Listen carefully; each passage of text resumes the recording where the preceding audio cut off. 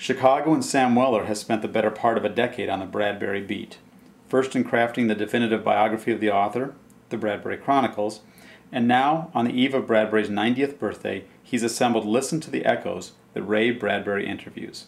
Needless to say, he's developed a special relationship with the author. We caught up with Weller recently in Printers Row. Talk about maybe, the whole genesis of your Ray Bradbury relationship. I mean, you started with a magazine article, right? Or did it predate that? My relationship as a reader, goes back, like so many people, to my childhood. And as I wrote in the introduction to my biography, my dad was a big Bradbury fan and read his work aloud to my mom when she was pregnant with me. So I was 9 months in utero, and my dad read The Illustrated Man aloud. So here I am, all these years later as his authorized biographer. So it's an interesting twist. It's almost, Ray almost thinks it sounds like a Bradbury story, and I think that was intriguing to him. So in 2000, I pitched a story to the Chicago Tribune magazine. He was turning 80 that year, and wrote a cover story on him for the Trib magazine, sort of a celebratory profile of one of Illinois' most famous literary native sons. And he instantly recognized, wow, you know my work, you've read so much of it and have an appreciation for it. So he enjoyed sitting with me and enjoyed the interview process, and said, you should come back and do more interviews with me. I get publicity and we get a chance to hang out. And his life's been fascinating. To me, it's just remarkable what he's been able to accomplish. So I asked him, why is there no biography of you? And he said, to me, biography sort of means your life's over. It's the life story. And he said, call me in about 30 or 35 years and we'll get working on it. Eventually, he agreed after about 5 or 6 months. And that culminated in the release of my 2005 biography, The Bradbury Chronicles. And now here we are 5 years later. He's turning 90 this August, and this new book of interviews comes out. So you did the biography, and it did well. And, yeah. And most folks kind of move on into another subject, and you stayed with it. So, how did that go? So, yeah, I segued into a career as a professor at Columbia College, and I teach a class on him. So on that level, I've continually stayed engaged. But I realized after the book was done that I had inherited sort of a responsibility as his biographer, and he's still producing.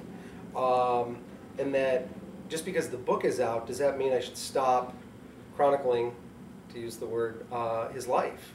And I thought, I should stay with this. So I've, over the last 5 years since the book has come out, I still go to Los Angeles regularly, interview him, and have been surprised that there's a lot of stories that I didn't hear in the first 5 years of involvement with him.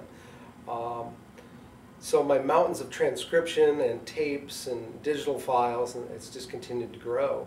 So it's just not really gone away. I have full intentions of moving on to new projects. I'm very excited to move on to other projects, but this has just kind of continued to go on, and I'm grateful for that. And a lot of people say, aren't you bored of this yet? And it's like, I'm not even close to bored of it. I think when you come into something deeply passionate about it, it's hard to grow tired of it.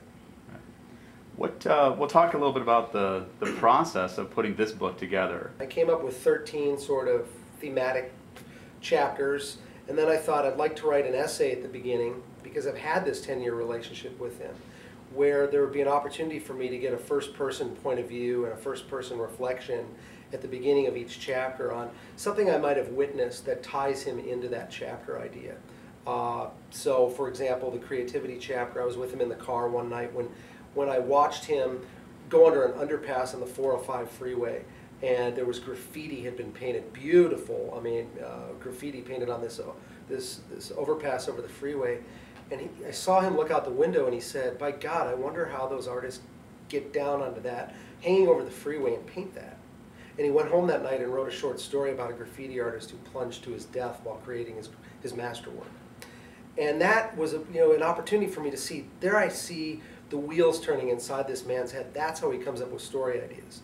And I saw so many things like that that I thought, this is the place for me to do those first-person reflections at the beginning of each chapter. I came up with this idea that he is the closest thing you can come to being a hoarder. He saves everything in his life. In his desk drawer in his basement, I found rubber bands from braces, and they were his daughter's going back to the late 1950s.